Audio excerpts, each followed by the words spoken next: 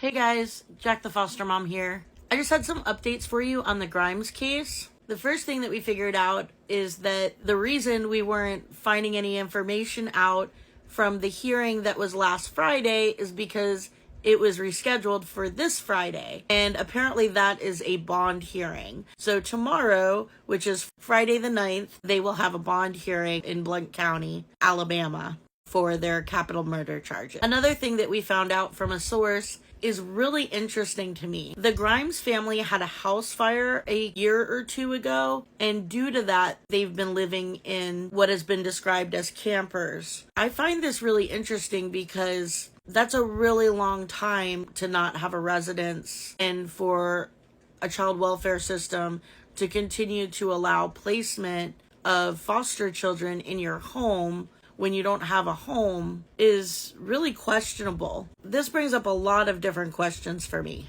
It sounds like it was a really bad fire and they lost their whole house, everything they had, even their pets. That's a really traumatic thing to happen to someone.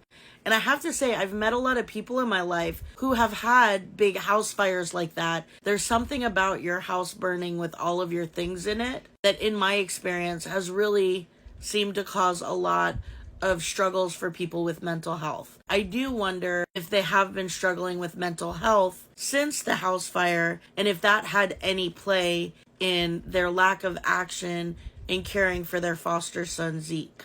But the bigger question is why DHS allowed them to continue to foster children when they didn't have a home.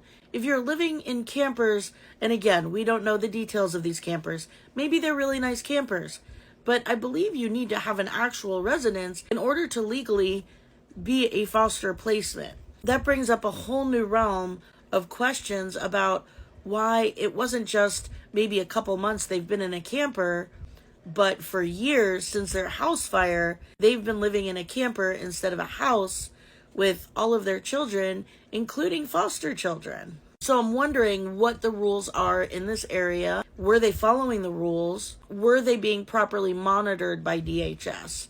One other fact that has been brought up is that perhaps they were fostering out of a different county right next to Blount County, living in Blount County. It does happen at times where someone lives in one area and fosters out of a different area, and usually that's because they used to live in an area and then they move, but they want to stay with the same agency. Sometimes that is allowed in certain circumstances. Sometimes when a foster family lives outside of that agency's territory, they use third parties to do the monitoring and do the home checks. And so I wonder if that had any influence over the fact that this family was not living in appropriate accommodations and that this family failed to properly take care of Zeke. There's a lot to unpack here, but I think this house fire definitely answers some questions for us. It answers why they were living in campers. Also, maybe gives us some clue